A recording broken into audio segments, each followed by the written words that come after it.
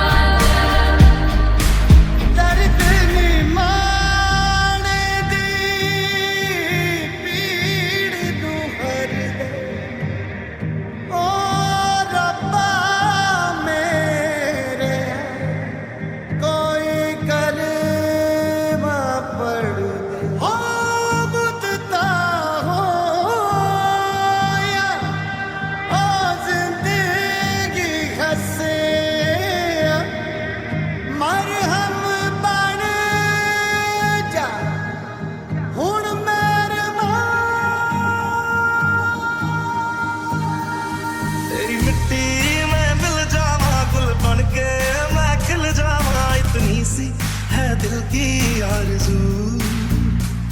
तेरी नदियों में बह जावा, तेरे खेतों में लहरावा। इतनी सी है दिल की आरज़ू।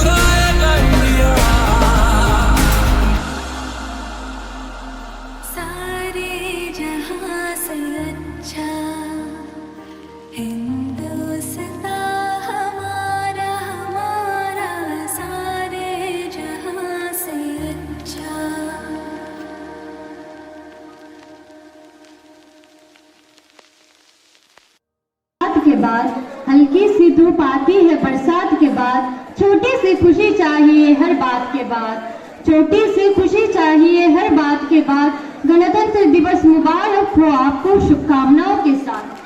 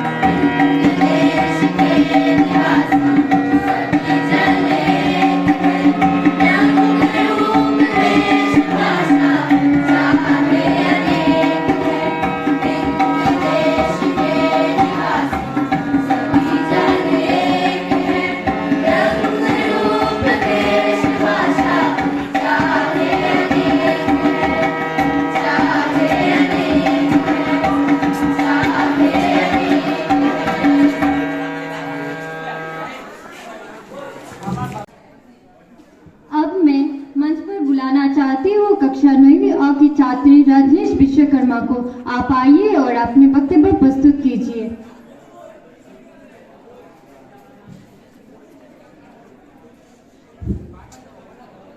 परम आदरणीय प्राचार्य महोदय, सामान्य शिक्षकगण एवं मेरे प्यारे भाई एवं बहनों, आप सभी को मेरा सुप्रभात। जैसा कि आप सभी को पता है कि आज 26 जनवरी 2023 को हम सभी यहाँ गणतंत्र दिवस के शुभ अवसर पर इकट्ठा हुए हैं। तो मैं रजनीश विश्वकर्मा यहाँ आप सबके समक्ष गणतंत्र दिवस के अवसर पर एक भाषण लेकर प्रस्तुत हूँ। इसकी शुरुआत मैं चंद लाइनों के साथ करता हूँ। पानी ना हो तो नदियाँ किस काम की, आंसू ना हो तो आंखें किस काम की, दिल ना हो तो धड़कन किस काम की, अगर हम वतन के काम ना आए तो जिंदगी किस काम की। तो आज हमारा गणतंत्र दिवस है। ये वो दिन है जब हर भारतीय के मन में देशभक्ति की लहर और मातृभूमि के प्रति अपार स्नेह व सम्मान जाग उठता है। मैं आप सभी को हमारे 74वें गणतंत्र दिवस की हार्दिक शुभकामनाएं देता हूं और साथ ही साथ सरस्वती पूजा की हार्दिक शुभकामनाएं देना चाहता हूं। तो क्या है गणतंत्र? गणतंत्र का अर्थ क्या है? जैसा कि इसके नाम से ही पता चलता है कि यह गण और तंत्र को मिलाकर बना है, जिसमें गण का अर्थ होता है लोक और तंत्र का मतलब होता है सिस्टम। इस प्रकार हम कह सकते हैं कि गणतंत्र एक ऐसी व्यवस्था है जिसमें सरकार लोगों की होती है और इस सिस्टम को बहाल करने का सबसे बड़ा माध्यम है लोकतंत्र यानी डेमोक्रेसी, जिसे अब्राहम लिंकन जी ने बड़े ही सरल शब्दों में समझाया है कि लोकतंत्र जनता का, जनता के लिए और जनता द्वारा शासन है। और हमें इस बात का गर्व है कि भारत दुनिया का सबसे बड़ा लोकतंत्र है। दोस्तों, आपने सुपर 30 का ये डायलॉग तो सुना ही होगा कि अब राजा का बेटा राजा नहीं बनेगा, अब राजा वही बनेगा जो हकदार होगा। लेकिन पहले ऐसा नहीं था, पहले राजा का बेटा ही राजा बनता था, चाहे वो काबिल हो या नहीं। और वास्तव में आज भी कई अरब और अफ्रीकन देशों में मोनार्की यानी राजतंत्र है, लेकिन था जिसको बनाने में 2 वर्ष 11 माह और 18 दिन का समय लगा, जिसके लिए कई समितियां बनी, वो समितियों की कई बैठकें हुई, जिसके परिणाम स्वरूप हमारा संविधान विश्व का सबसे बड़ा लिखित संविधान तैयार हुआ, जो कि हमारे लोकतांत्रिक व्यवस्था एवं गणतंत्र राज्य की संकल्पना का आधार बना। और आज भी इसी के आधार पर हमारे देश की शासन व्यवस्था का सुचारू ढंग से संचालन हो रहा है। इस संविधान के बनने में सबसे बड़ा योगदान डॉक्टर भीमराव अम्बेडकर साहब का है, जिन्हें मैं अंतर्हृदय से नमन करता हूँ और इसके योगदान को कभी भुलाया नहीं जा सकता। जैसा कि आप सभी को पता है कि हमारा संविधान 26 नवंबर 1949 ईस्वी को बनकर तैयार हो गया था, फिर भी इसे लागू 26 जनवरी 1950 को किया गया, जिसका मुख्य कारण यह था कि पहली बार 120 साल पहले यानी 26 जनवरी 1930 ईस्वी को भारतीय राष्ट्रीय कांग्रेस ने भारत को पूर्ण स्वराज घोषित किया था और उसी दिन लाहौर में पंडित जवाहरलाल नेहरू ने तिरंगा फहराया था। यही कारण था कि इस दिन को ऐतिहासिक बनाने के लिए गणतंत्र दिवस के रूप में चुना गया और तब से लेकर आज तक हम इसे गणतंत्र दिवस के रूप में मनाते हैं। यह हमारा राष्ट्रीय पर्व है।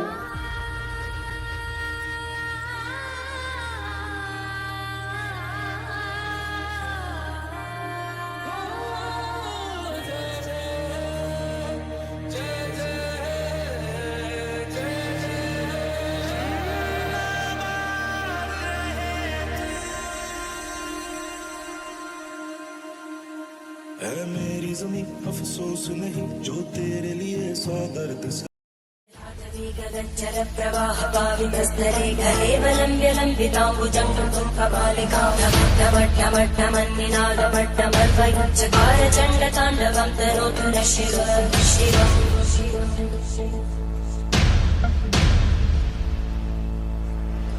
जटाकटाः सम्भ्रमब्धमन्मलिन्दलज्जरीतिरोलवीचि वल्लरी विराजमानमोहरज्वलल्ललाटकट्टप्रापके किशोरचन्द्रशेखरे रतिपुनिच्छरम्।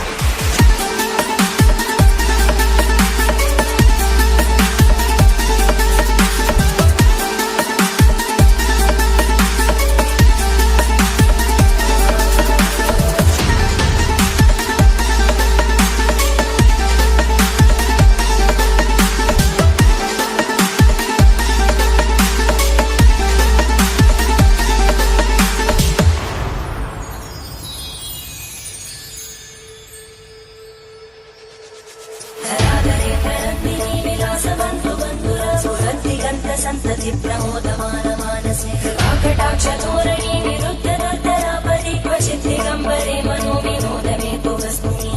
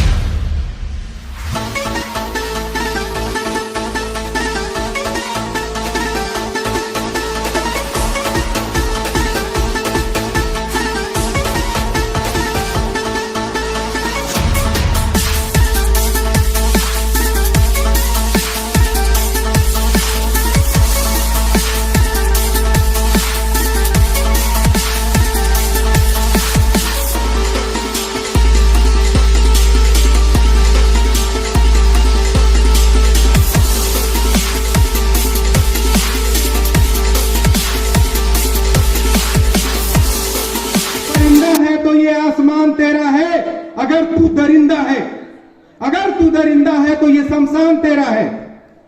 भाईचारे से रहना है तो रह इस जमीन पर, वरना ये कब्र तेरा और ये कब्रिस्तान तेरा है, ये कब्रिस्तान तेरा।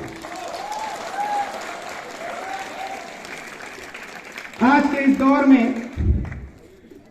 वो युवा जिनके कंधे पर जिम्मेदारी थी देश को आगे ले चलने की, हमारे समाज को आगे ले चलने की, अपने राष्ट्र के आशाओं से बंधे हुए उन युवाओं को जिनको अपने कंधे पर इसे लेके चलना था। लेकिन दुख होता है जब मैं उन युवाओं को देखता हूं जो आज केवल 4x4 के मोबाइल फोन का जो स्क्रीन है उस पर अपनी कोमल अंगुलियों के घर्षण से अपनी भावनाओं की इमोजी शेयर करते हैं। यही है सच्ची देशभक्ति जिसके बारे में आप सोचते हो। गाने कैसे कैसे आते हैं, 4 बोतल वोडका काम मेरा रोज का, ना कोई मुझे रोके ना कोई मुझे टोके। क्यों नहीं रोके भाई, क्यों नहीं टोके आपको? क्या इसलिए बलिदान हुए हमारे सूरवीर? क्या उन्होंने ऐसे भारत का सपना देखा था? गाने तो वो होते हैं जो कवि प्रदीप ने लिखे थे और लता मंगेशकर जी ने अपने स्वर में उसको पिरोया था। उन्हें हमें याद करना चाहिए। ये पूरे के पूरे भविष्य को बर्बाद करने वाले हैं। जैसा कि आप सभी को विदित है, कहा भी जाता है कि दुनिया का सबसे बड़ा लोकतंत्र हमारा देश भारत है। और हम कहते हैं कि जहां हिंदू पैदा होते हैं, जहां मुस्लिम पैदा होते हैं, सिख पैदा होते हैं, ईसाई पैदा होते हैं। लेकिन बदकिस्मत है कि कोई ये नहीं समझता कि यहां इंसान भी पैदा होता। मेरे विचार में हिंदू की जरूरत है न मुसलमान की जरूरत है। राष्ट्र के निर्माण के लिए केवल एक अच्छे इंसान की जरूरत है। तो अगर आपको राष्ट्र निर्माण करना है तो आप केवल और केवल अच्छा इंसान बनिए। हमारे देश में जो मुझे सबसे प्रमुख 2 समस्याएं लगती हैं वो यही हैं। एक तो जातिवाद है, दूसरा भ्रष्टाचार है, जिससे हमें हर हाल में मुक्ति पानी होगी। तब सच्चे मायने में हमारी श्रद्धांजलि होगी उन वीर सपूतों को, उन भारत माता के। रही बात अगर आपके राष्ट्र निर्माण की, तो राष्ट्र निर्माण के लिए जैसा कि मैंने कहा कि अच्छा इंसान जरूरी है। हमारा राष्ट्र तब संभव होगा राष्ट्र निर्माण जब स्वच्छता का अभियान सरकार नहीं बल्कि राह चलता, सड़क पर चलता हर एक व्यक्ति उसकी जिम्मेदारी उठाएगा। उसको यह एहसास होगा कि हमारी जिम्मेदारी है। हमारा राष्ट्र निर्माण तब संभव होगा जब गरीब का बच्चा मध्याह्न भोजन के लिए विद्यालय नहीं बल्कि ज्ञान अर्जन के लिए प्राथमिक पाठशाला के चौखट पे जाएगा। दोस्तों, बड़ी बड़ी बातें नहीं, छोटी छोटी कोशिशें करनी पड़ती हैं। बड़ी बड़ी बातें नहीं, छोटी छोटी कोशिशें करनी पड़ती हैं, क्योंकि ठोकरें हमें पहाड़ों से नहीं पत्थरों से लगा करती हैं, पत्थरों से लगा करती हैं। हमें हर एक छोटी छोटी कोशिश पे अपने इस राष्ट्र के निर्माण को करना है, बड़ी बड़ी बातों से नहीं। क्योंकि हमारे देश की जिम्मेदारी ये कभी नहीं है कि वो हमें आगे ले चले, बल्कि हमारी जिम्मेदारी है कि हम अपने देश को आगे ले चलें। इस पावन पर्व के अवसर पर मुझे बोलने का अवसर देने के लिए विद्यालय परिवार को तहे दिल से मैं धन्यवाद कहता हूं और अंत में यही कहना चाहूंगा कि अब तक जिसका खून न खौला, अब तक जिसका खून न खौला, खून नहीं वो पानी है जो देश के काम ना आए, वो बेकार जवानी है, वो बेकार जवानी है। धन्यवाद।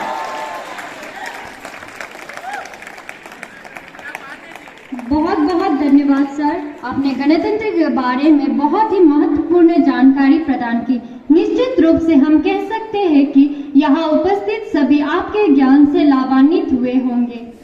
Now I would like to call upon our respected chief guest to deliver. এখন একটি বক্তৃতা দিতে আমাদের সামনে আসছে ক্লাস 8 এর ছাত্রী ঋতিকা দে। সুপ্রভাত সবাইকে। মঞ্চে উপস্থিত আমার গুরুজন, অধ্যক্ষ মহাশয়, মুখ্য অতিথি ও আমার প্রিয় ছোট বড় ভাই ও বোন, আমি ঋতিকা দে এই বিদ্যালয়ের 8ম শ্রেণীর ছাত্রী। আজ আপনাদের সামনে প্রজাতন্ত্র দিবস উপলক্ষে একটি বক্তব্য নিয়ে উপস্থিত হয়েছি। সবার প্রথমে সবাইকে জানাই প্রজাতন্ত্র দিবসের অনেক অনেক প্রীতি ও শুভেচ্ছা। নেতাজির জন্মজয়ন্তীর পরপরই কেন্দ্রের যে দিনটিকে ঘিরে দেশাত্মবোধক আবেগ জাগ্রত হয় প্রত্যেক ভারতীয়ের মনে, সেটি হলো 26শে জানুয়ারি। বর্ণাঢ্য অনুষ্ঠানে কুচকাওয়াজের মাধ্যমে দেশের সংস্কৃতি, ইতিহাসের ছবি ভেসে আসে। নয়াদিল্লি থেকে কলকাতা প্রজাতন্ত্র দিবস ঘিরে জেগে ওঠে দেশের সকল প্রান্ত। কিন্তু এই দিনের গুরুত্ব কি? এই দিনটির নেপথ্যে কি ইতিহাস জড়িয়ে রয়েছে? ছিল স্বাধীনতা দিবস, হলো প্রজাতন্ত্র দিবস। এই দিনটিকে জাতির জনক মহাত্মা গান্ধীর নাম দিয়েছিলেন স্বতন্ত্রতা সংকল্প দিবস। পণ্ডিত জওহরলাল নেহরুর নেতৃত্বে 1929 সালের বর্ষশেষে পূর্ণ স্বরাজ আনার শপথে পরেই 1930 সালের 26 জানুয়ারিকে স্বাধীনতা দিবস হিসেবে ঘোষণা করা হয়। পরে প্রায় 200 বছরের ব্রিটিশ শাসনের পরাধীনতা ঘুচিয়ে ভারত যখন 15ই আগস্ট স্বাধীনতা অর্জন করলো, তেমনি সেই দিনটিকে স্বাধীনতা দিবসের মর্যাদা পেয়ে গেল। এর ফলে 26শে জানুয়ারি তারিখে অভিধান বদলে গেল। স্বাধীনতার প্রায় 2.5 বছর পর তৈরি হলো দেশের সংবিধান। 1950 সালে 26শে জানুয়ারি কার্যকর করা হলো দেশের সংবিধান। এর সূত্র ধরে 26শে জানুয়ারিকে প্রজাতন্ত্র দিবস হিসেবে ঘোষণা করা হয়। 26 জানুয়ারি মানেই রাজধানীর রাজপথে কুচকাওয়াজের বর্ণাঢ্য শোভাযাত্রা। দিল্লির পাশাপাশি কলকাতার রেড রোডেও সেই আডম্বর ঢুকে পড়ে। প্রজাতন্ত্র দিবসের আগের দিন সন্ধ্যায় দেশকে উদ্দেশ্য করে ভাষণ দেন দেশের রাষ্ট্রপতি। দেশের জন্য লড়াইয়ে যারা প্রাণ উৎসর্গ করেছিলেন সেই স্বাধীনতা সংগ্রামীদের এই দিনটিকে শ্রদ্ধা জানানো হয়। একের পর এক বীর সংগ্রামীদের আত্মবলিদানকে স্মরণ করা হয়। 26 জানুয়ারি প্রচুর সংগ্রামীদের রক্তের বিনিময়ে অর্জিত গণতন্ত্রকে উদযাপন করা হয়। আর এই ৭৪তম